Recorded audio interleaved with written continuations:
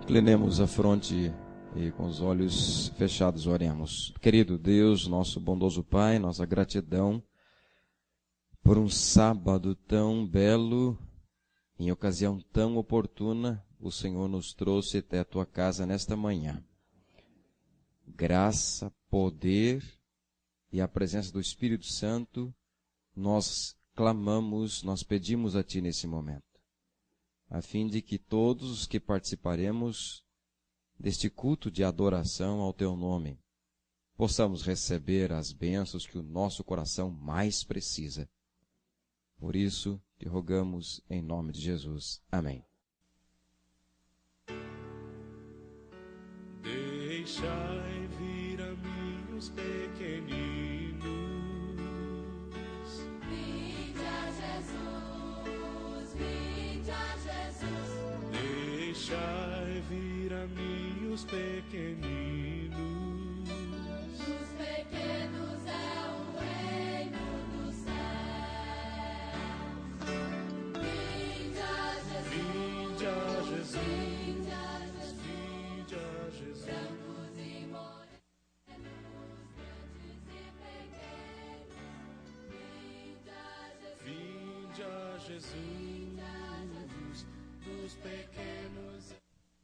Bom dia, crianças. Bom dia, igreja. Hoje eu vim aqui contar uma história bem legal para vocês, tá bom? Essa história que eu vou contar, eu vou precisar da ajuda de vocês. Quem aqui que vai me ajudar? Ai, que bom que eu vou ter um monte de ajudante, né? Então, assim, essa história aconteceu há muito tempo atrás, num lugar que tinha, assim, umas casas diferentes, tinha uns castelos. Quem aqui que já viu castelo? É, eu só vi lá nos livros de história, né? Então, e lá nesse lugar tinha umas casas assim. Só que aconteceu uma coisa muito triste. Nesse lugar aconteceu uma guerra. E quando acontece guerra, o que acontece? As coisas ficam todas destruídas, né? E lá também, as casas ficaram todas destruídas, todas feias. E agora as pessoas não tinham mais dinheiro para comprar comida, eles tinham bem pouca coisa. Então, cada pessoa que tinha um pouquinho assim de comida, sabe o que eles faziam? Eles iam lá e escondiam dentro de casa. Ah, eu tenho lá um pacotinho de arroz. Eles iam lá e escondiam bem escondidinho. Aquele que tinha um saco de batata, nossa, era tesouro. Ia lá e escondia bem escondido. Ninguém repartia nada com ninguém, não. Mas um dia, chegou um visitante lá naquele vilarejo. E ele estava, sabe com o quê? Com muita fome. Quem aqui que já sentiu muita, mas muita fome? O que acontece com a barriga? Fica assim, né? Roncando assim, né? E esse homem estava assim, com muita fome. Mas aquelas pessoas lá dividiam a comida que eles tinham? Não, né? Eles não dividiam porque eles tinham muito pouco. Cada um só estava pensando na sua barriga, né? Ninguém queria dividir nada com ninguém. Então aquele homem teve uma ideia. Sabe o que ele fez? Ele começou a andar. Ele começou a andar por lá e ele viu que tinha uma casa toda destruída. E sabe o que tinha naquela casa? Ele achou um caldeirão. Olha só, ele achou um caldeirão bem grandão, parecido com esse aqui, ó. E ele foi lá no rio, ele lavou o caldeirão e ele pegou, sabe o que ele fez? Pegou 2 pedras, assim, ó, 2 pedras. Ele lavou aquelas pedras, colocou água lá no caldeirão e colocou as pedras lá dentro. Assim, ó. Colocou 2 pedras lá dentro. Então, ele fez um fogo e começou a cozinhar aquelas pedras. Quem aqui que já comeu sopa de pedra? Nossa, é muito estranho comer sopa de pedra, né? Mas ele começou a fazer aquela sopa de pedra. Colocou a água, colocou o caldeirão lá no fogo e começou a mexer. E então uma pessoa bem curiosa, que viu ele fazendo aquela coisa, chegou perto e perguntou: moço, o que você está fazendo? E ele falou: estou fazendo uma deliciosa sopa de pedra. Mas se tivesse um repolho, nossa, como ela ia ficar melhor ainda. Então o homem falou assim: sabe, eu tenho um repolho escondido lá em casa, eu já volto. Então, faz de conta que esse aqui é o repolho, segura aí para mim. Segura aí o repolho. Ó, vocês vão me ajudar, lembra? Cada um pega agora aqui uma folhinha, segura aqui, cada um pega uma folhinha. Vão passando aí para os amiguinhos do lado. Cada um segura uma folhinha. Aí, cada um segura aí uma folhinha. Vai passando para o amigo do lado que não tem. Isso, cada um segura aí. Todo mundo passou para quem não tem? Vai passando aí uma folhinha para cada um. Todo mundo está com folhinha na mão? Agora, vamos fazer de conta que essas folhinhas são comidas, né? Quem que não tem folhinha aqui? Já repartiu? Segura aí. Então, aqui ó, uma folhinha para o amigo que não tem. Segura aí. Toma uma folhinha para você. Então ele falou assim: eu vou lá buscar o meu repolho escondido. E ele veio trazer o repolho. Vem aqui trazer o repolho. Vem você, faz de conta que é o repolho. Traz aqui na panela. E colocou lá dentro do caldeirão. Coloca aí. Obrigado. Então os outros da cidadezinha começaram a ver que aquela sopa estava muito cheirosa. E cada um veio trazendo as coisas que tinha em casa. Podem vir trazer. Trouxeram repolho, trouxeram cenoura, trouxeram arroz. Vão colocando aqui. E aquele homem foi mexendo. Foi mexendo a sopa de pedra. Pode pôr aqui e sentar lá de novo. Obrigada. E aquela sopa foi ficando encorpada, foi ficando gostosa, né? E o cheiro foi espalhando, foi espalhando. Todo mundo colocou já? Isso, pode colocar aí. Vamos lá sentar agora quem colocou. Isso, põe aqui. Eles colocaram lá tudo que podia ser colocado dentro de uma sopa, né? Aí pode ir lá sentar. E então, aquela sopa que tinha quantas pedras lá dentro? 2, né? Agora, ela estava um caldeirão cheio de sopa. Mas aquela sopa gostosa, porque além das verduras, o moço falou assim que ficava muito gostosa se tivesse tempero. E as pessoas também trouxeram tempero. E agora aquela sopa estava pronta. Sabe o que o moço fez? Ele repartiu com todas as pessoas que ajudaram ele. E todo mundo comeu a sopa. Todo mundo ficou com a barriguinha cheia, ficaram satisfeitos, né? E vocês viram, criança? Eu contei essa história para vocês verem que quando nós pensamos somente na nossa barriga, a gente não é feliz, né? Mas quando nós repartimos entre os nossos irmãos, a gente acaba sendo beneficiado, né? Porque assim, ninguém tinha o que comer. E quando todo mundo juntou sua comidinha, deu para todo mundo comer? Deu, né? Deu para todo mundo comer e ainda sobrou aquela sopa. E aquele povo daquela cidadezinha, eles aprenderam a lição, né? Eles viram que repartindo, unindo as forças, eles iam ter muito mais o que comer. E vocês também, né? Quando a gente tem alguma coisa, a gente tem que repartir com o nosso amiguinho, com o nosso próximo. É igual vocês aqui repartiram as folhinhas, me ajudaram, né? Então vocês nunca esqueçam que nós sempre temos que dividir com o nosso próximo, né? Então agora vocês vão lá sentar com o papai e com a mamãe e ficar bem quietinho para ouvir o sermão.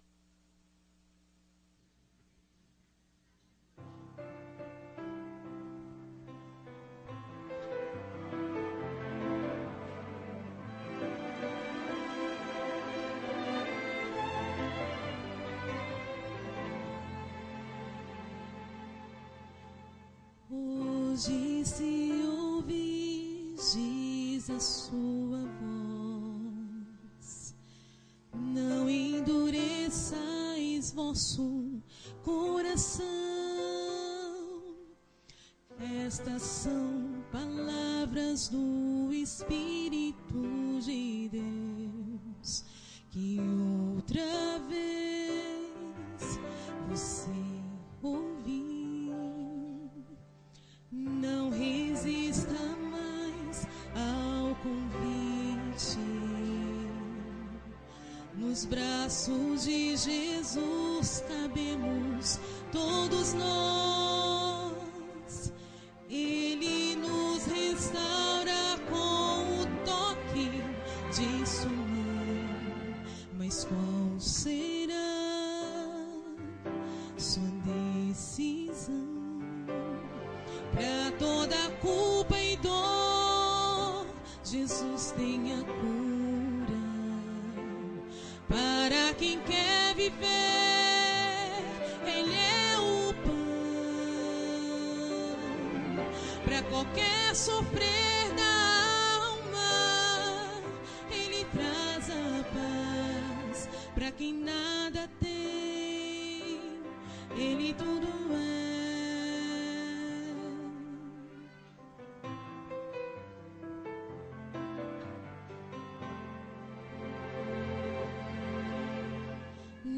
Resista mais ao convite. Nos braços de Jesus cabemos todos nós.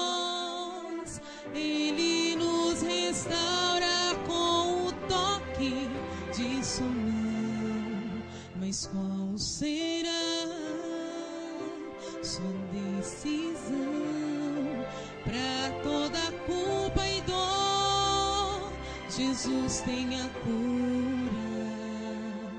Para quem quer viver, Ele é o pão. Para qualquer sofrer da alma, Ele traz a paz. Para quem nada tem, Ele tudo é. Para toda culpa e dor, Jesus tem a cura. Para quem quer viver, Ele é o pão. Para qualquer sofrer da alma, Ele traz a paz.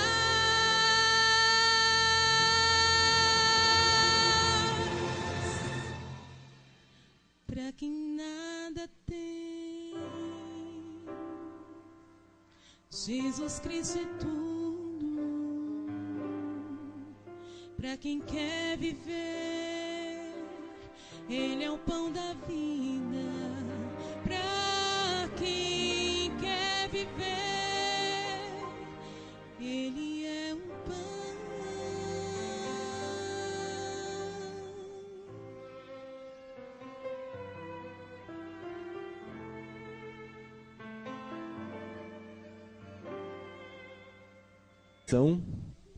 E oração intercessória também. Uma igreja que ora uns pelos outros é uma igreja fortalecida, é uma igreja que há vitória. Nós temos o cartão de oração intercessória. Jocely Godoy, ela está orando e pede que nós oramos também por Fernando, Heloísa, Geraldo, Franciele, Giovana, Vanderlei e Andréia.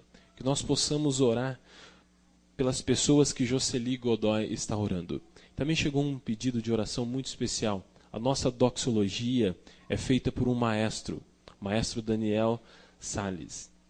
Compôs mais de 3.000 hinos, mais de 3.000 músicas, e ele está na UTI, está em estado grave com hepatite. Que nós possamos estar orando, né, pelo irmão Daniel Salles, que ele possa se recuperar dessa e Deus possa continuar trabalhando em sua vida. Vamos nos colocar de joelhos e vamos orar? Santo e querido Deus, tal qual estamos, nos achegamos a Ti, para que o Senhor possa perdoar as nossas falhas, para que o Senhor possa, bondoso Deus, nos tornar mais semelhantes a Jesus. Também, bondoso Deus, colocamos cada lar aqui representado em Suas mãos. Temos aqui, bondoso Deus, pedidos de orações, que o Senhor possa estar atendendo conforme a necessidade, conforme o Teu querer. Bondoso Deus, que o Senhor possa estar com a família do irmão Daniel, que o Senhor possa estar com ele na UTI, que possa ser feita a sua vontade em sua vida. Abençoe também, bondoso Deus, o pregador, que o pastor possa trazer a mensagem dos altos céus, mensagem que venha de encontro com nossa necessidade.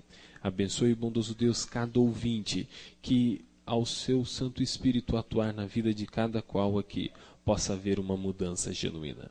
Entregamos, bondoso Deus, o nosso ser em Tuas mãos, para que o Senhor faça o Teu querer.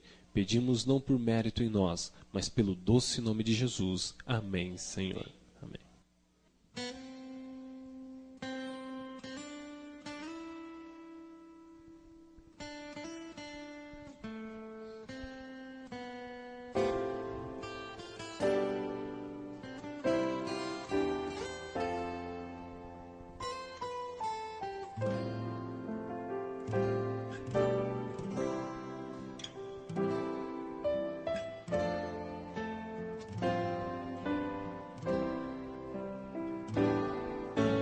Vem, vem do céu, a palavra do Senhor é como mel na boca, o sabor, mas também é correção, é sublime instrução a nós. Vem, vem do céu, a palavra do Senhor.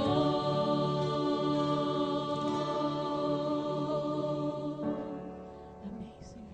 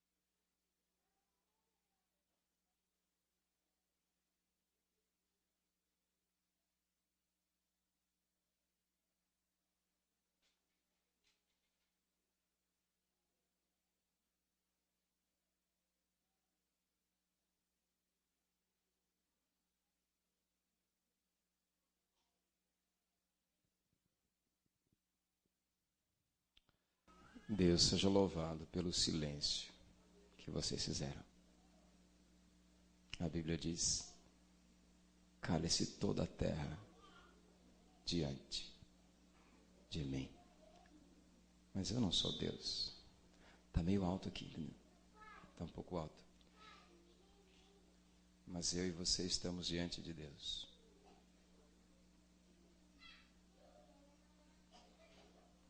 A melhor posição que poderíamos manifestar é aquela que os profetas fizeram.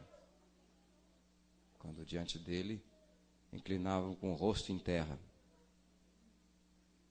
E depois que um anjo tocava neles, aí se levantavam. É por isso que ele merece esse silêncio nosso. Que a graça de Jesus abençoe todos os que vieram nessa manhã aqui na casa de Deus. Que o que você veio aqui buscar, você possa encontrar. E você vai encontrar. Porque a Bíblia diz, a palavra do Senhor nunca voltará vazia. A palavra do Senhor vai levar alguns daqui para cerrar, para fechar, para concretizar com Deus. Vão sair daqui para enfrentar os últimos dias da história desse mundo, entendendo que está vivendo as últimas horas deste mundo.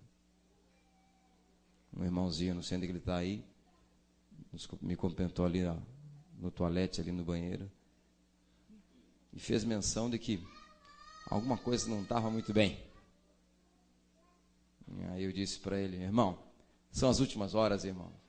Qualquer coisa que seja, que esteja ruim, são as últimas horas. Aperte com Deus, aperte com Ele, porque são as últimas horas. Você está vendo as últimas dores. Você está sentindo as últimas ansiedades. Você está tendo as últimas angústias. Você está vendo os últimos infortúnios. Você está vendo os últimos assassinatos. Não estou me referindo em quantidade, evidentemente. Estou me referindo ao tempo. E na ampulheta de Deus, aquela da areia que escorre assim, são os últimos grãos que estão descendo. A expectativa das coisas que estão por vir realmente devem fazer o que está acontecendo agora aqui. Me fazer silente. Calcular meus movimentos. Calcular minhas palavras. Porque por elas serei julgado, absolvido ou condenado.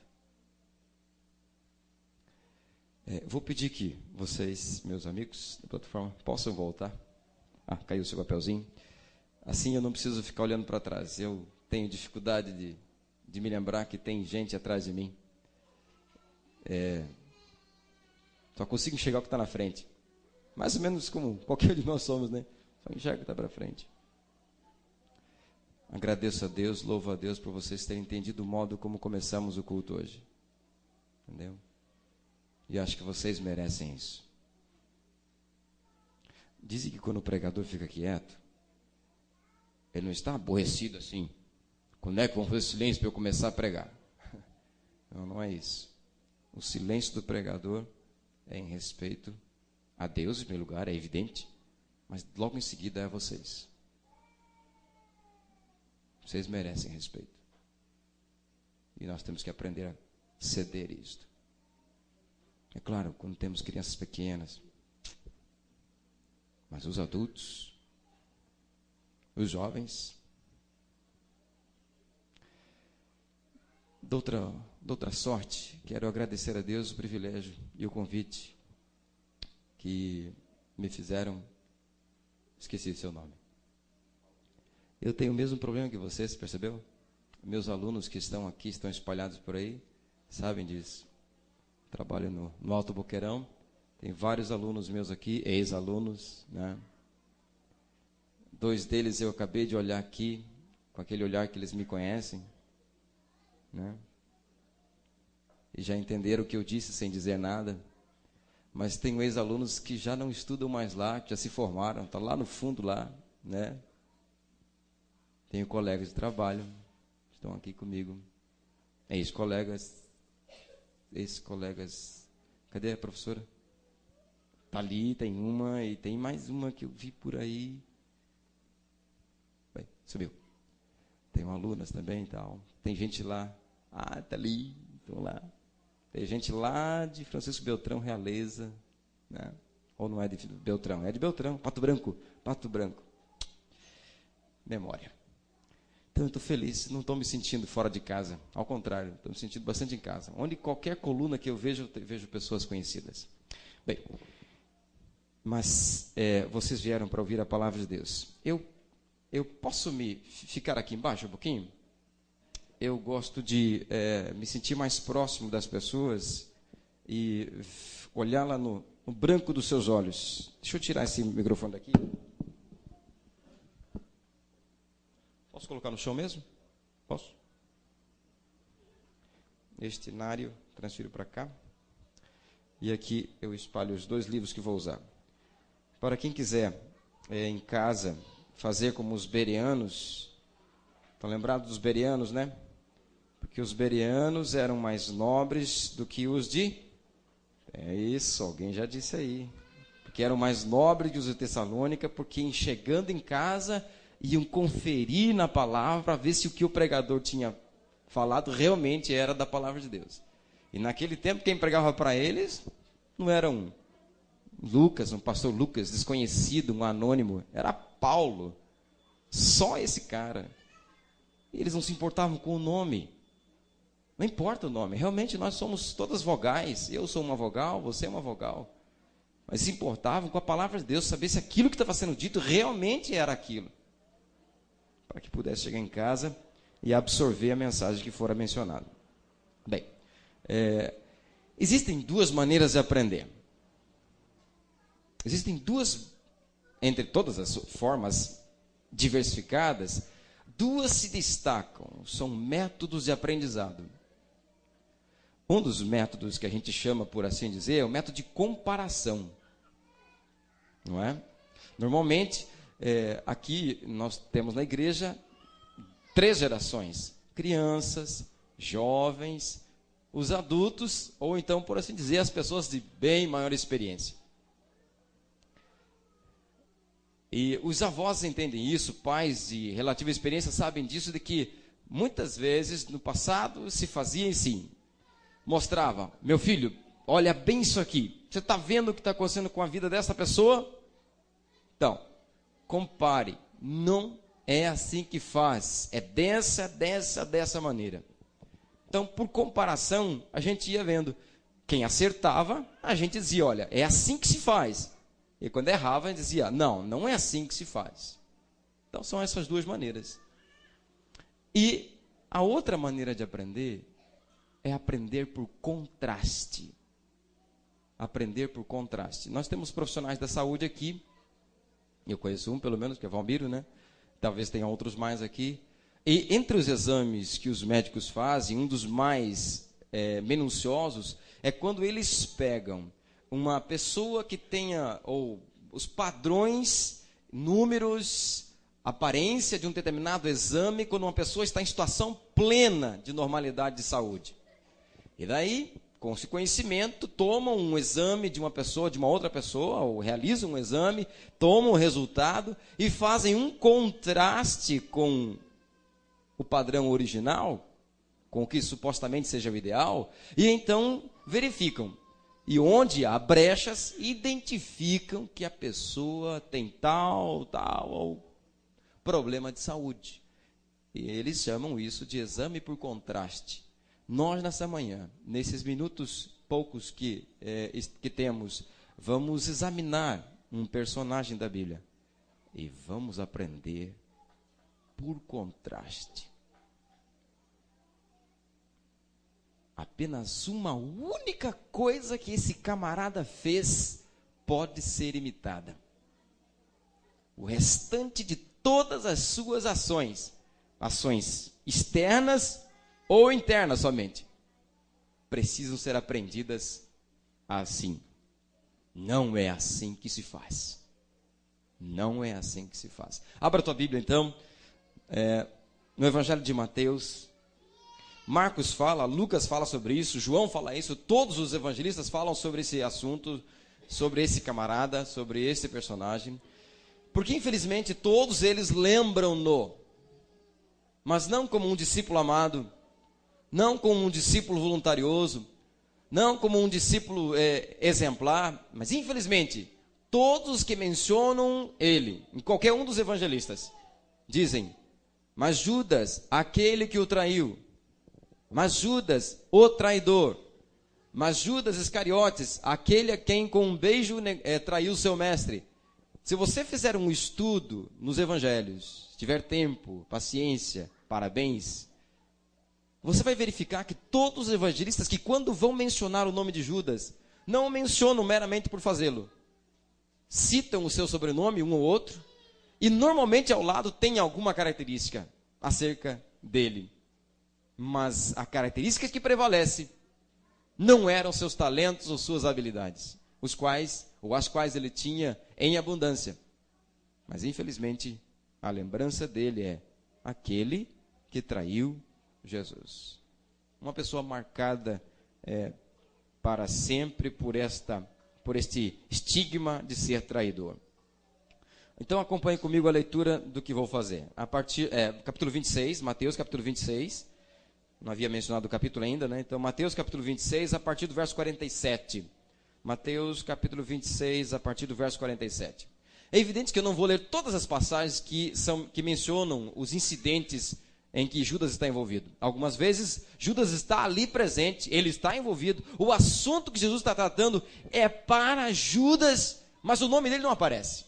Nós não teremos tempo para isso. O que vou fazer, dado o tempo, eu vou fazer pensar assim algumas coisas que Jesus trabalhou durante a vida do seu ministério, pensando em Judas, e quais foram as reações de Judas, e por que Judas terminou a vida como nós assim o sabemos, de maneira tão triste, tirando a própria vida. Vamos lá? Enquanto você procurava, eu fazia este preâmbulo. Verso 47 seguintes. Falava ele ainda, e eis que chegou Judas, um dos 12, e com ele a grande turba com espadas e porretes, vinda da parte dos principais sacerdotes e dos anciãos do povo. Ora, o traidor lhes tinha dado esse sinal: aquele a quem eu beijar, é esse, prendei-o, ou guardai-o, né? Logo, aproximando-se de Jesus, lhe disse, salve, mestre, e o beijou. Verso 50. Jesus, porém, lhe disse, amigo, para que vieste? Nisto, aproximando-se deles, deitaram-lhe as mãos, deitaram as mãos em Jesus e o prenderam. É claro que a história de Judas aqui praticamente é a culminância da história dele. Eu fui ao final, para do final vir para o início. Judas começou como um traidor. Era propósito de Judas, quando se aproximou de Jesus, ali no lago de Genezaré, ou da Galileia, era propósito de Judas tornar-se traidor um dia? Era intento do seu coração dizer assim, bem, entendo que esse camarada merece ser traído, e eu vou planejar fazer isso. Ele fez isso? Não. Permito fazer a aplicação para a igreja e para mim. É meu propósito, é seu propósito, trair a Jesus, enquanto estamos em nossas escolas, nossos escritórios, em nosso trabalho, no trânsito, nas ruas. É nosso propósito trair Jesus quando estamos na frente da televisão, de um computador. É nosso propósito trair Jesus quando estamos em situações as mais variadas do mundo. Nós temos essa intenção? Nós queremos fazer isso? Não, não é. O Senhor está dizendo que existe um paralelo entre a história de Judas e a minha e a sua história? Estou. Não se ofenda ninguém. Não estou chamando ninguém de Judas aqui. Mas, sendo sincero, aquela vez que tinha aquele programa favorito, supondo isto, Mas a gente tinha lido a Bíblia uns 10, 15 minutinhos de manhã. E aquele programa favorito ia durar pelo menos 1h30. E o Espírito de Deus tocou a mim ou tocou a você? Dizendo, hoje você conversou tão pouco comigo. Hoje você me deu tão pouquinho do seu tempo. E você sentiu isso. Você desligou a televisão? Eu desliguei a televisão? Em outras palavras, eu não o traí naquela hora? Eu não o traí naquela hora? Sim. Então nós não somos melhores do que Judas? Acho que não. Por isso, não que seja a propósito meu, nem da palavra de Deus, fazer com que você saia da igreja hoje aqui deprimido. Não é isso. Mas quando um médico capacitado faz um exame na gente, identifica um problema na gente, a gente não deveria assim, nossa, eu tenho esse problema, que horror, vou me matar. É isso que faz? Não. Embora triste, saímos dali para procurar uma farmácia, ou se não dos alopáticos, vamos procurar um estilo de vida e uma alimentação e recursos naturais que possam fazer o quê? Remover o nosso problema de saúde e nos tornarmos saudáveis. Ninguém identifica um problema para alisar o problema ou para ficar se lamuriando. Ai, que má sorte é minha, veja só como estou. Ninguém faz isso. Nosso propósito em reconhecer problemas é para resolvê-los. Esse é o propósito da palavra de Deus. E eu creio que Ele vai procurar fazer isso comigo e com você nessa manhã, a quem estiver disposto. Bem, acompanhe comigo rápidas pinceladas, como prometi, sobre como começou a história de Judas com Jesus. Vocês sabem, acredito que todos devem saber, pelo menos por senso comum, todos os 12 discípulos foram convidados a ser? Não. Apenas 11, né? Apenas 11. Porque realmente já é, pelo menos várias vezes, vários pregadores já mencionaram, você deveria ler isso para confirmar. A senhora diz, e está aqui, olha. Enquanto Jesus estava preparando os discípulos para a sua ordenação, Jesus ordenou os discípulos, um que não fora chamado se esforçou para ser contado entre eles. Ponto. Foi Judas Iscariotes, que professava ser seguidor de Cristo, adiantou-se, então, solicitando lugar nesse círculo mais íntimo dos discípulos, com grande veemência e aparente sinceridade declarou: Senhor, seguir-te-ei para onde quer que fores. Essa palavra que está aqui na Bíblia nos Evangelhos, que até eu não ter lido isto com cuidado, eu pensava que fosse qualquer um dos discípulos. Pedro poderia ter dito isto, porque Pedro era assim, Pedro tinha iniciativa, era um dos primeiros que falava. Pedro tinha sinceridade no coração, a gente sabe disso, a história final dele conta isso. Mas não foi nenhum deles quem disse essa frase tão bonita, essa frase tão impactante, tão veemente, foi Judas. Vejam a reação de Jesus em relação a Judas.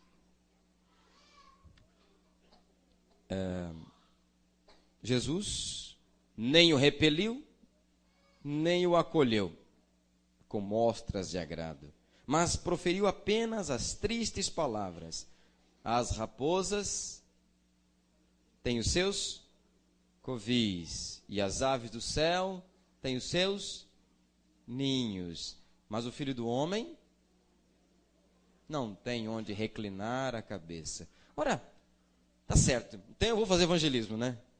Aí eu começo a fazer evangelismo e eu começo a convidar as pessoas a estudarem a Bíblia. E vou fazendo, e vou convidando com entusiasmo, dizendo que quantas coisas boas vão vir a acontecer, quanta paz você vai sentir, quantos problemas vai saber resolver. Mas de repente alguém de vocês resolve se juntar a mim e eu pego e digo assim: só que é o seguinte,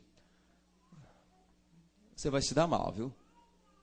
Não vai ser tão bom assim como eu disse, não. Ué, Parece que deu um tiro no meio do pé só para ver o buraco. Mas não é isso que Jesus está fazendo aqui, não é? O Espírito Santo havia dito para Jesus quem era Judas e qual era o seu verdadeiro interesse. E foi por essa razão que Jesus, logo no primeiro contato que Judas teve com ele: Judas, é o seguinte, eu sei porque você está querendo vir se associar a mim, ficar mais próximo dos discípulos. O seu pensamento é que no futuro você seja um dos ministros principais do novo império judaico para arrancar os romanos daqui, porque essa é a nossa terra.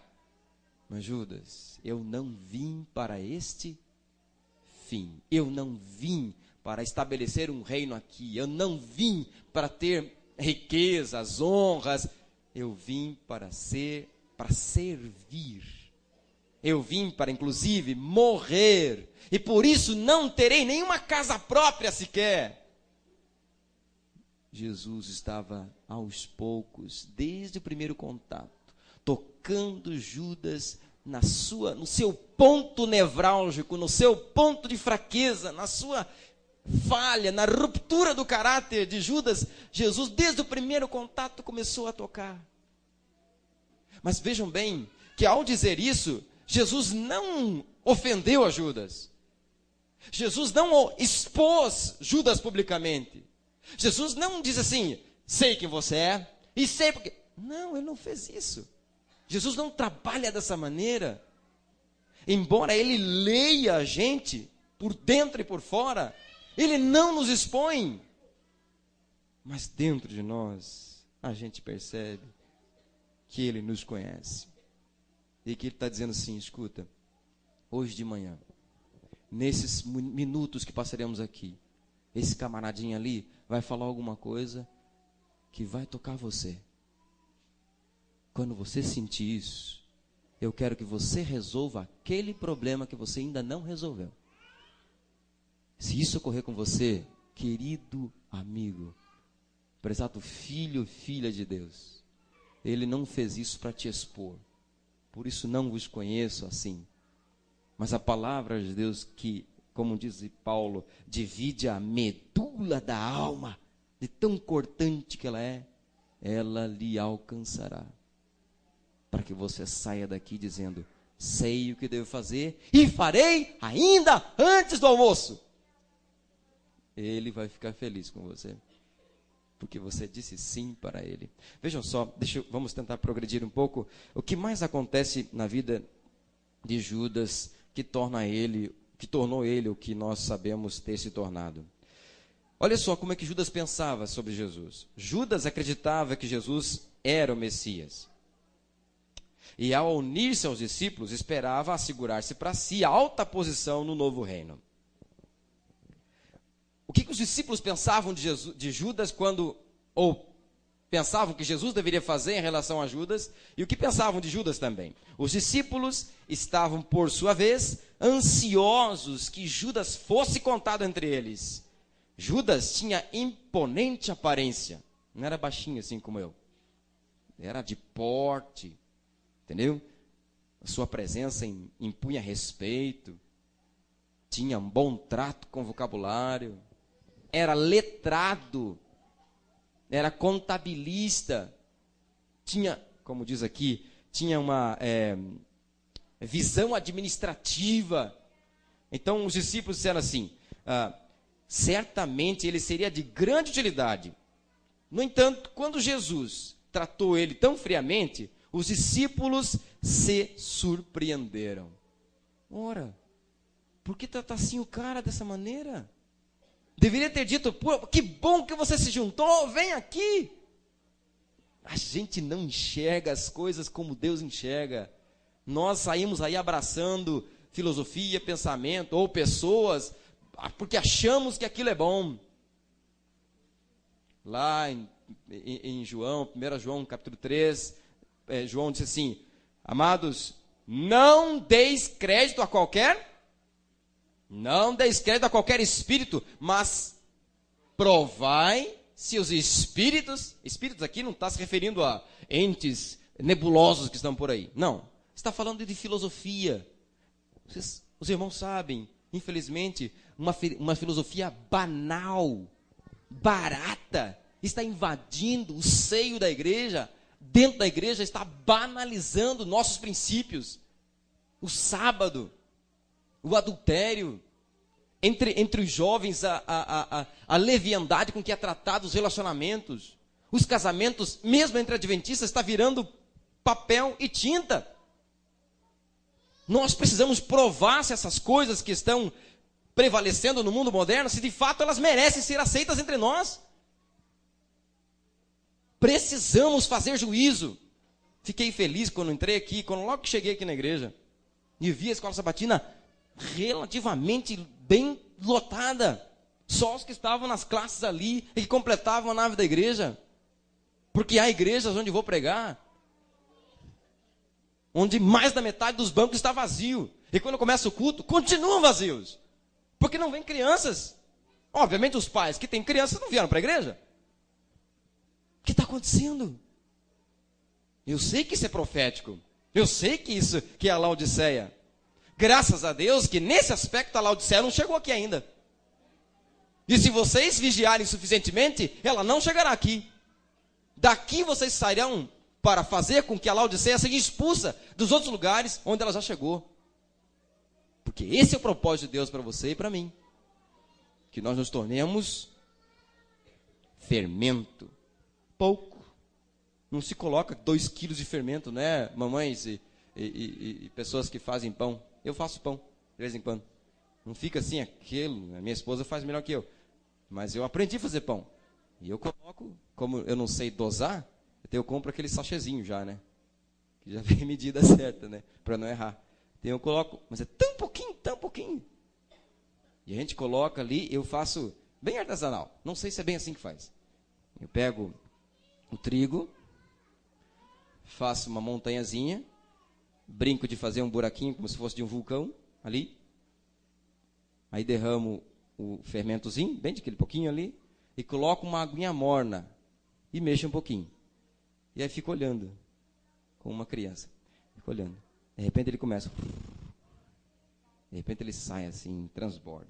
Aí eu pego com a colher, ainda bem que ninguém vê isso, né? Eu pego e fico trazendo o trigo para impedir que ele saia, para ele crescer mais ainda. Eu imagino como é que Jesus faça isso com a gente. Ele é o bom fermento. Ele entra dentro da gente. Mas ele entra dentro da gente e ele com o fermento começa.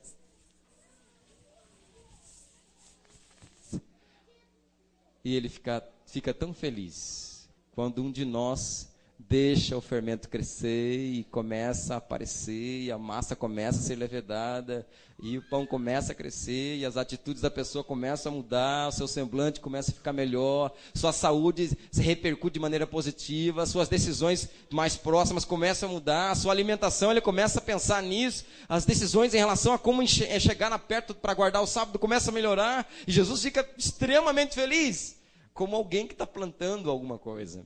E começa a ver que germina aquilo. Jesus tinha a mesma intenção quando trabalhava com Judas. Embora soubesse quem ele era. Nunca tratou como nós pensamos que deveria tratá-lo. Deixe-me pular aqui, dado o tempo. Vou agora imediatamente para um ponto que se torna o segundo ponto nevrálgico da vida de Judas.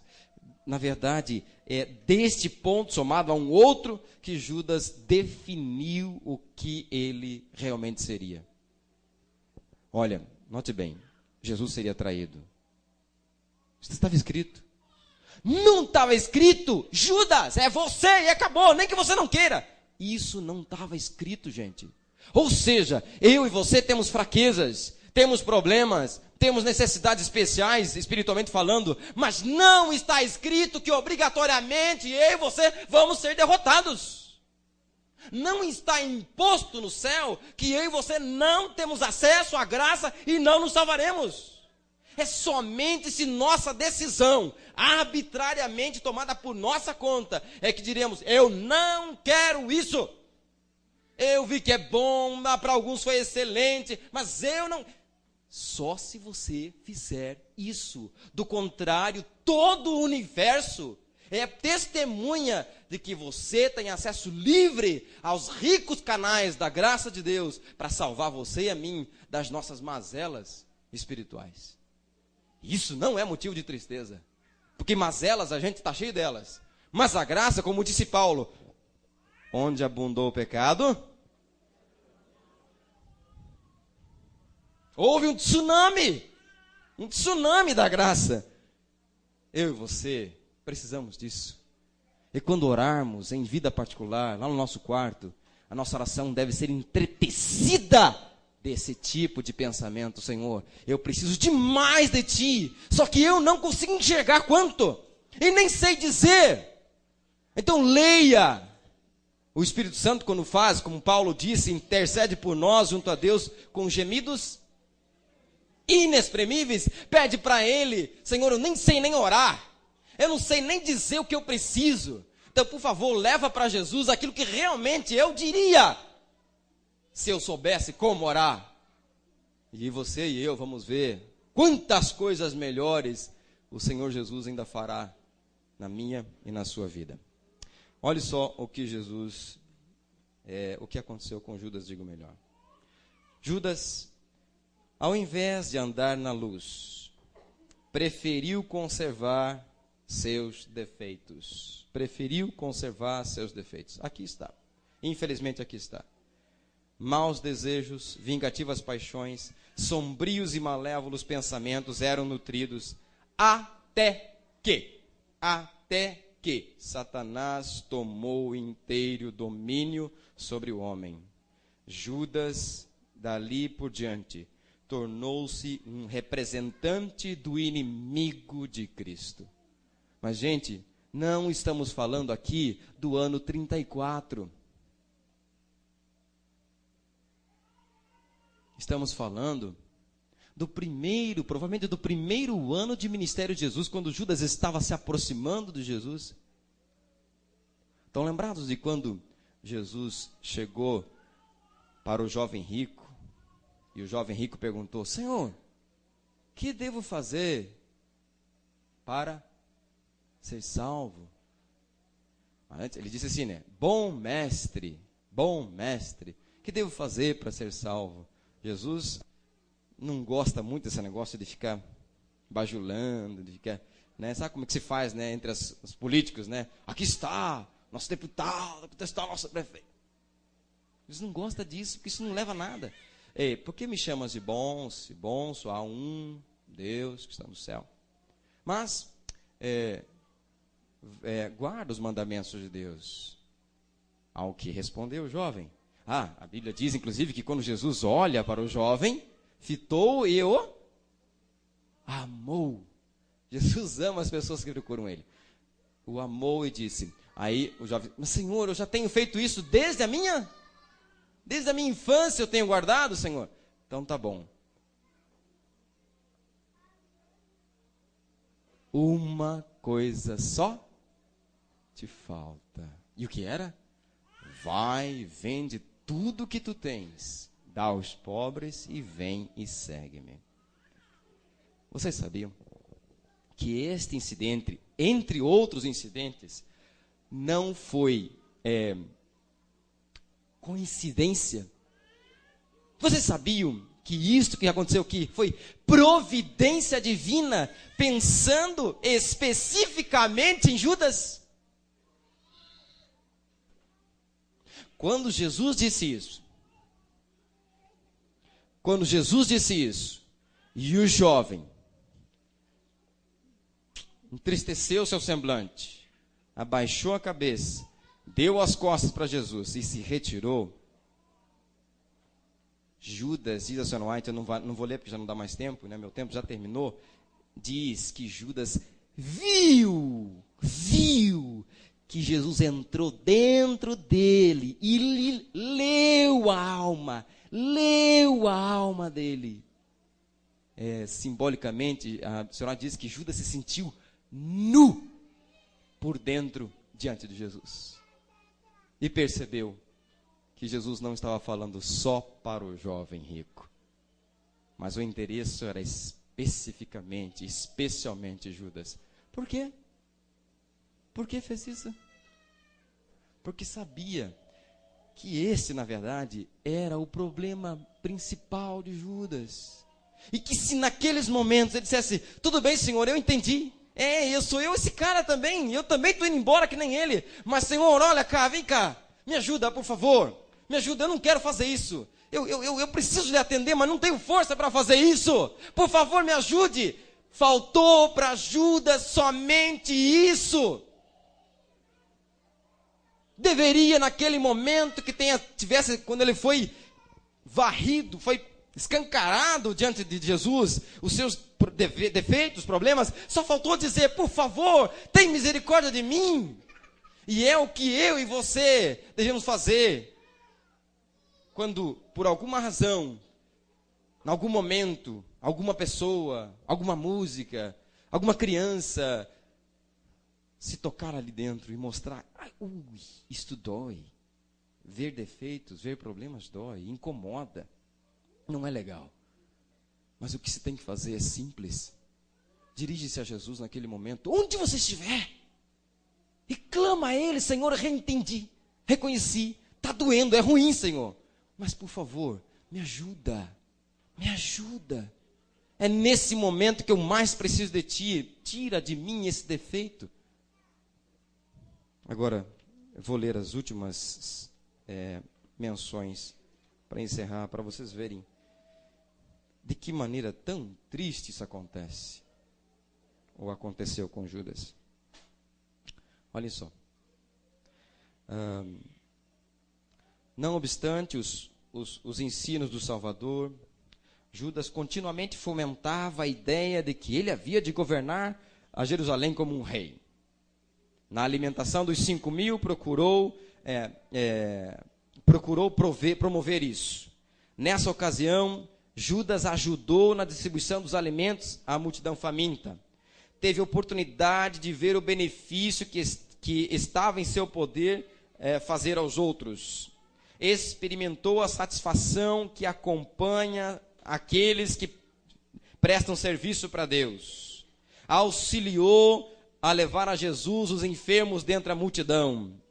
Viu que alívio, que alegria e satisfação vem ao coração humano mediante o poder de curar do restaurador. Antes de eu citar a parte final, me permitam ainda gastar mais alguns minutinhos. Vocês logo irão para casa, não sei quando vou vê-los novamente. E esse é um ponto gostoso da palavra, da mensagem de Judas. Ruim, triste por causa dele, mas gostoso para a gente entender como é que Deus trabalha no coração das pessoas. A gente tem Judas como símbolo da pior tipo de pessoa que existe, né? Alguém que está próximo de nós, você está dormindo com o inimigo quase. Né? No caso de Jesus, como eles dormiam ao relento e dormiam todos juntos, né? Ele dormiu, simbolicamente dormiu com o inimigo. Mas Judas, uma vez, sentiu alegria por servir a Jesus. Uma vez.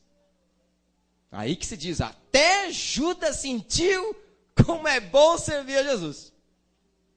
Até um camarada que nunca quis. Olha, não me interessa isso. O que me interessa é que o senhor se torne rei e que eu se torne um súdito seu. Bem lá da elite. Isso me interessa. O resto não. Mas até um camarada desse.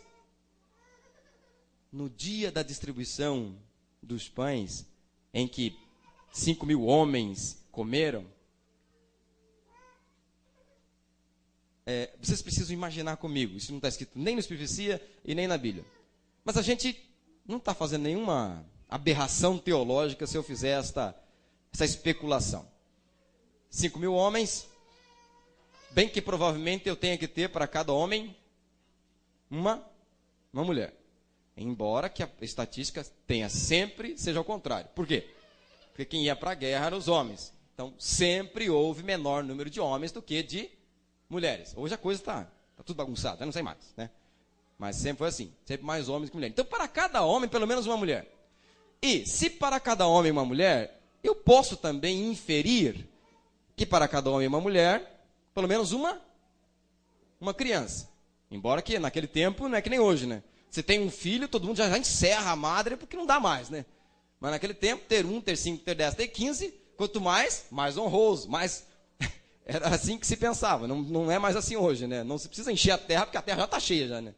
Mas, então, com certeza, nós teríamos em torno de 15 mil pessoas fácil, comendo naquela tarde, naquela relva gostosa, na encosta da montanha, em que os 5 peixes, 5 pães e 2 peixes alimentaram aquela multidão toda. Bem, você, quem gosta de matemática aqui, pode até chegar em casa e ficar especulando, isso aí é legal.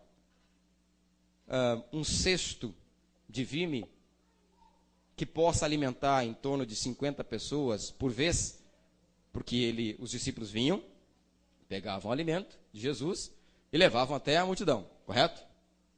Esvaziavam, voltavam de novo. Jesus não podia fazer com que se multiplicasse lá já? Precisava voltar aqui para multiplicar? Precisava Jesus? Faz diferença tirar dos 5 aqui, ou então entregar, e aqueles pães continuarem aparecendo ali? Faz diferença? Tecnicamente faz diferença? Raciocine comigo, faz diferença? Não faz. Mas então por que Jesus... vocês já entenderam, né? Esvaziar, buscar de quem tem mais. Ele enche, e enche para que ele enche? Para que eu possa trazer para quem precisa. Aí eu vejo a alegria nessas pessoas, vejo a satisfação delas, vejo a felicidade delas. Nossa, como é bom servir, beleza, eu quero mais. Bem, a senhora diz que eles fizeram esse trajeto muitas e muitas vezes, e claro que ela não se preocupa com a quantidade de vezes, mas nesses trajetos, Judas sentiu que era bom servir, que era gostoso ver a alegria de pessoas tendo sua fome sanada, ou doentes que nesse ir e vir ele trouxe para que Jesus também pudesse curar. Então, no dia da multiplicação dos pães, não houve só a multiplicação dos pães, houve cura de pessoas doentes também. E Judas, ela diz, trouxe vários deles. Ele sentiu que era bom ser discípulo, não era ruim, não importava mais se seria grande ou pequeno. Só ver a alegria das pessoas sendo salvas, sendo redimidas da sua doença ou da própria fome, era bom. Filhos e filhas de Deus, nessa manhã, não é ruim ser verdadeiramente cristão, ser verdadeiramente adventista, provar isso em todos os meios que nós tivemos. Quando as pessoas olharem para nós, elas digam assim, vejo que você esteve com... Não é assim que a Bíblia diz? Aqueles homens estiveram com Jesus. Porque eles falam, não é isso que disseram lá no livro de Atos, falando dos discípulos? Quando a sombra de Pedro, a sombra de João, claro que a sombra deles não curava, mas o livro dos Atos Apóstolos, diz que quando quando João e Pedro passavam, por onde passavam, a sombra deles, que, por assim dizer, tocava nas pessoas doentes, eram curadas.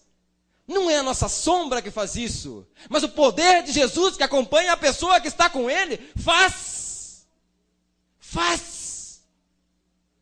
E eu e você podemos experimentar isso. Só a nossa determinação de buscar é que vai dizer se vai acontecer isso comigo ou com você ou não. Então, se depende de nossa busca, de nossa sinceridade, então vamos nos rasgar diante dele. Senhor, eu quero que o Senhor faça isso por mim. Eu quero que o Senhor me use de maneira poderosa. Eu quero que as pessoas no escritório, na rua, no trânsito, na escola, onde estiverem, identifiquem a Ti através de mim. Esse.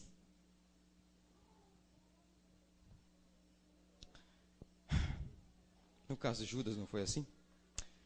Deixe-me ler o último parágrafo, então.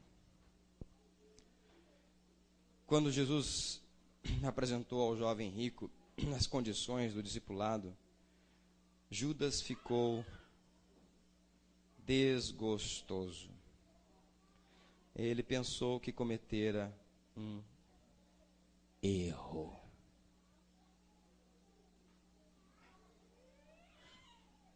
No dia que Jesus disse para o jovem rico, vai e vende tudo que você tem. Como assim? Se dispor de todos os bens? Fica pobre. Olha só. Judas pensou que cometeu um erro. Que erro foi, gente? Que erro foi que Judas cometeu? Que erro ele julgou que tinha cometido? Estar com Cristo. Reunir seus discípulos, ter pedido para se juntar àquele grupo. Cometi Meu Deus, como pode?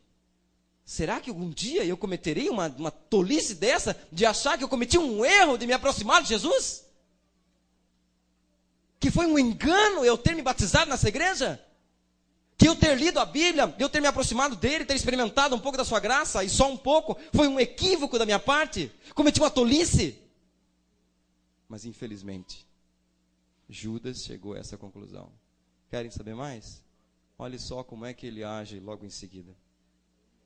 O discurso de Cristo na sinagoga a respeito do pão da vida foi a crise na vida de Judas. Ele ouviu as palavras: se não comerdes a carne do Filho do Homem, se não beberdes o seu sangue, não tereis vida em vós mesmos. Viu que Cristo oferecia bens espirituais em vez de bens terrenos. Judas julgava enxergar longe, e pensou poder ver que Jesus não teria honras e não poderia conceder altas posições a seus seguidores. Ah, é? Jesus não vai te conceder, então, altas posições aqui? Não, realmente ele não está te prometendo isso. E não interessa se você é diaconisa, se você é um jovem, se você é primeiro ancião, se você é pastor. Isso para Deus não importa. Posições humanas não fazem diferença nenhuma. A posição que Ele espera que você e eu um dia tenhamos é de príncipes e princesas no reino do céu. Pode haver alguma honra maior do que essa? Pode haver alguma posição humana que supere a honra de ter a coroa da vida eterna? Não pode, nunca haverá. Só quem estiver lá é que saberá o que realmente os outros perderam. Mas jamais o ser humano poderá sentir a honra de ser filho ou filha de Deus como um príncipe no céu. Judas estava enganado, julgou que enxergava, mas era cego, porque supôs que Jesus apenas prometia pobreza, ignomínia e morte. Não é uma inteligência, uma atitude muito inteligente. E então, a última frase. Judas decidiu não se unir a Cristo tão intimamente que não se pudesse retirar. Vigiaria. E assim fez. Por favor, procure esse livro em casa, porque eu não vou poder ler mais, né? O tempo estourou faz horas já. Mas leia esse capítulo novamente. O capítulo é Judas. Não podia ser outro, né? A partir da página 115, por aí mais ou menos. Mas, olha só. Decidiu não se unir a Cristo tão intimamente que não pudesse retirar. Vem cá. Garotinha bonitinha, vem cá. Com cara de intelectual. Vem cá. Como é seu nome? Nicole, bonitinha. Se eu me aproximar da Nicole, se ela fosse minha aluna, entendeu? Isso aconteceria de maneira praticamente impossível de impedir. Eu ia me afeiçoar a ela, entendeu? É uma tendência natural de quem ensina, não por causa do dinheiro. Quem está aqui, as professoras que estão aqui sabem disso, que quem é professor de verdade, ou quem é pastor de verdade, se aproxima das pessoas não por causa do dinheiro. Mas o que acontece? Se eu percebo que a Nicole vai me conquistar o coração e vai me pedir coisas depois, ou vai precisar do meu tempo, que eu não estou afim de dar, que eu não estou afim de ceder, que eu não estou afim de liberar, o que é que eu faço com a Nicole? E eu me relaciono com ela, né? Então, ela está sentadinha lá e tal, estou ensinando as coisinhas para ela e tal. Mas quando ela vem se aproximar de mim, ou ela vem, porque acontece assim, as professoras sabem, as crianças vêm, abraçam, ficam puxando o paletó da gente, ou então vão procurar no recreio, vem correndo, com os braços abertos, é tão gostoso isso. Mas eu abraço um pouco e já saio de lado. Por quê? Porque eu quero evitar que a Nicole se aproxime demais de mim e conquiste meu coração. E aí eu não vou conseguir dizer não para ela. Então, se ela precisar de um tempinho a mais, eu vou matar meu recreio. Meu recreio foi expressão, né? Recreio eu dizia muito tempo atrás, né? Mas tudo bem. Eu vou matar meu intervalo para poder dar tempo para ela, para poder conversar com ela. E quantas vezes acontece isso? A gente perde o intervalo para poder conversar com um aluninho, com um aluno. Mas eu não consigo fazer se ela já é próxima demais. Me dói o coração supor que ela precisa de alguma coisa, de uma oração, de um conselho, de conversar comigo só, de se aproximar de mim, porque ela gostaria. E eu digo, não consigo fazer isso. E por isso, se eu não quero então que isso aconteça, eu me afasto. Mas se eu quero, eu me aproximo. Obrigado, Nicole, pode andar. Judas percebeu que se ele se aproximasse demais das pessoas, ou digo melhor, de Jesus, se ele aproximasse demais de Jesus, chegaria a um ponto em que ele não conseguiria mais se afastar de Jesus. E realmente ele teria subido à cruz também. Ele também teria morrido com Jesus lá. Mas sabendo que isso ia acontecer, vendo que isso aconteceria, então ele disse, vou guardar distância. Não muito longe, para que ele possa lembrar de mim, porque se ele muda de ideia, se torna rei, ele precisa me colocar no lugar comum dos dele. Mas não tão próximo que se, porventura, ele for o que eu estou pensando, é só um salvador, vai vir aqui para morrer, e eu vou morrer junto com ele? Não, então tá. Aí, distante o suficiente para que eu possa conseguir virar as costas para ele e ir embora. Consiga virar as costas para ele e ir embora. Mas eu não consigo virar as costas para Jesus. Desculpe. Não consigo virar as costas para Jesus se porventura ele estiver muito perto de mim. Não dá. É bom demais. Eu não resisto. O verbo que usa é o verbo de uma frase de um verbo só. Vigiaria. Judas vigiou. Ficou estudando como ele poderia estar se aproximando de Jesus, estar ali ajudando em alguma coisa, mas não se aproximar tanto de Jesus, que não pudesse abandonar Jesus em algum momento que ele quisesse. Não entendo isso. Na minha cabeça pequenininha e estreita, não consigo entender isso. Bem, mas se já aconteceu uma vez, resta a mim e a você uma coisa a fazer. Irmãos, prezados filhos e filhas de Deus, será que não estamos nós calculando a distância nossa de Jesus também? Lendo a Bíblia, de vez em quando, ou quem sabe todos os dias, mas só um pouquinho, para manter viva a chama ali dentro, mas não demais, porque de repente pode ser requerido de mim decisões difíceis que eu não estou muito disposto a tomar. Se isso estiver acontecendo, nós estamos no mesmo caminho que Judas. E isso não precisa acontecer conosco. Eu clamo em nome de Jesus Cristo, pelo poder do Espírito Santo, que se esse for o meu caso, ou se esse for o seu caso, que o sangue de Jesus, poderoso como é, possa nos impedir de ficar administrando nossa distância dele. Que ele nos ajude a arrancar de nós, se for preciso, qualquer coisa que esteja nos impedindo de estreitar de uma vez a nossa relação com ele. Para que eu possa experimentar, e você também, com toda a plenitude, o que é que o poder desse Jesus maravilhoso faz na vida de um crente.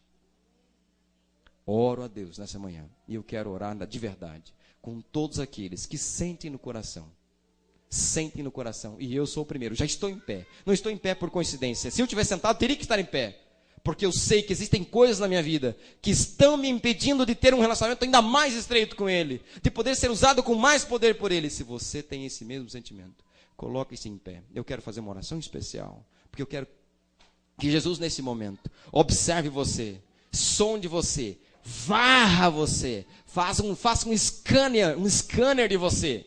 É assim que se diz na linguagem moderna.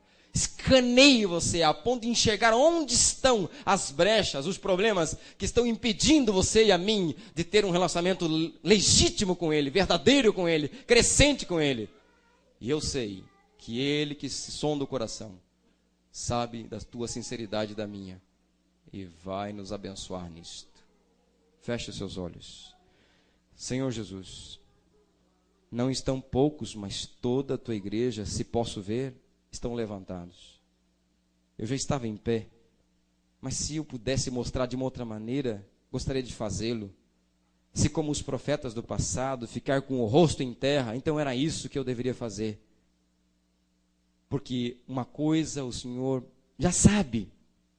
Antes de pensarmos, o Senhor já sabe que iremos pensar, mas aqui está eu, aqui estamos nós, eu e tua igreja, para dizer para ti, tem, Senhor, tem coisas que estão vindo de fora, ou que já são naturais em nós, que estão nos impedindo de um relacionamento perfeito, ideal com o Senhor, ou crescente contigo, que estão nos impedindo de experimentar de maneira mais abençoada, maior, mais grande, como é bom ser usado por ti em quaisquer circunstâncias, controlar temperamento, controlar apetite, controlar entretenimento. Tem coisas que estão nos impedindo. Por favor, nesse momento, pelo poder do Espírito Santo, pelo sangue que o Senhor deixou de se derramar, pelo sacrifício que o Senhor fez, olha para nós, lava o nosso coração, do mesmo jeito que o Senhor fez com Davi, quando ele orou, sonda-me, ó Deus, vê em mim onde estão todos os caminhos maus,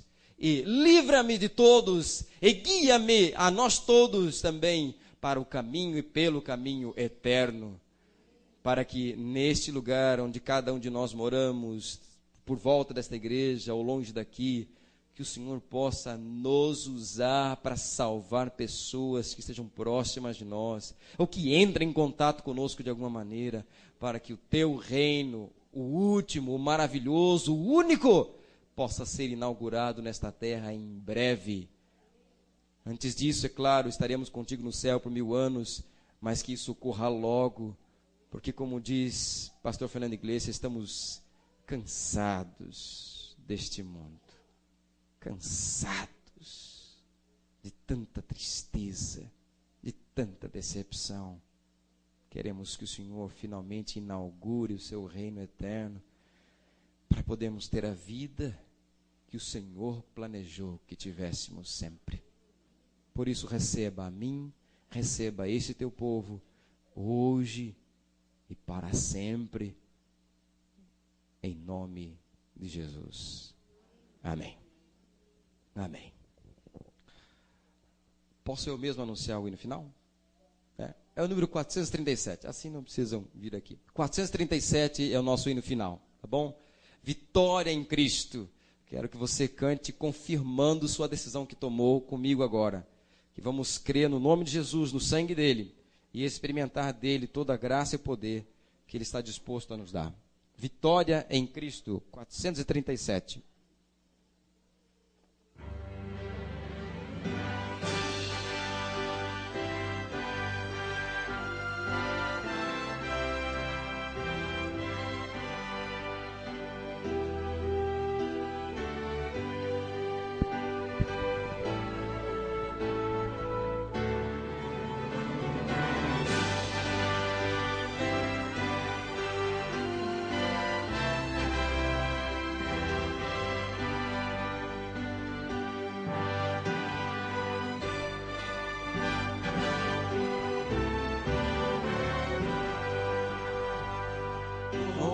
Da bela história que Jesus desceu da glória e no Gólgota enfim morreu por quantos como eu. Ouvi de seus gemidos, de seu sangue dos remidos, e ao fim contrito me prostrei, vitória nele achei. Vitória em Cristo, eterna vitória. Buscou-me, salvou-me, na cruz por mim morreu. Que paz e alegria, raiou novo dia. Vitória Jesus me deu no sangue que verteu.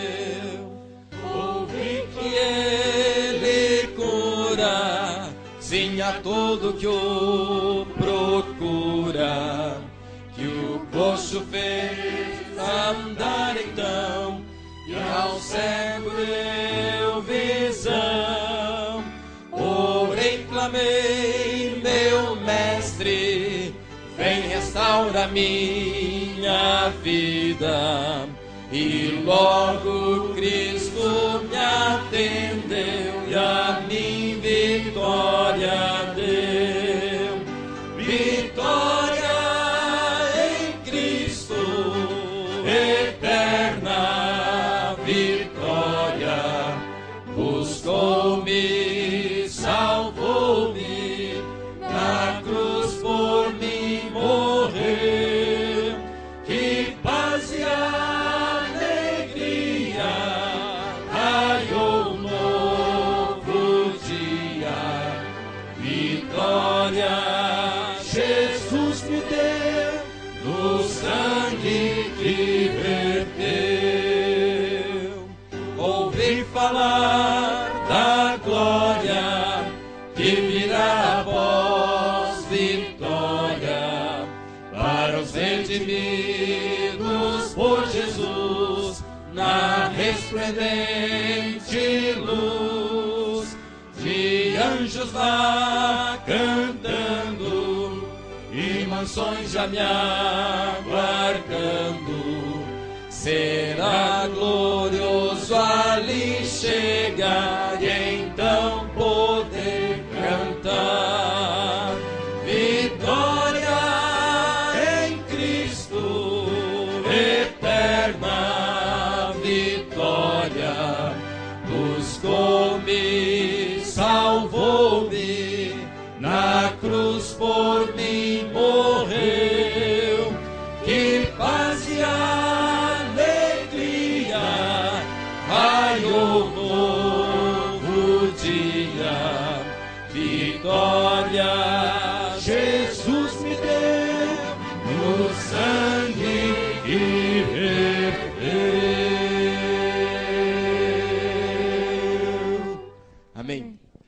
Senhor Jesus, conforme o teu evangelho assim menciona, por tua graça, pelo teu nome e pelo poder do teu Espírito, nesse momento, rogo-te que a graça de Jesus, o amor de Deus o Pai e a comunhão do Espírito Santo sejam com todos os teus filhos e tuas filhas nesta igreja, neste momento, em nome de Jesus. Amém.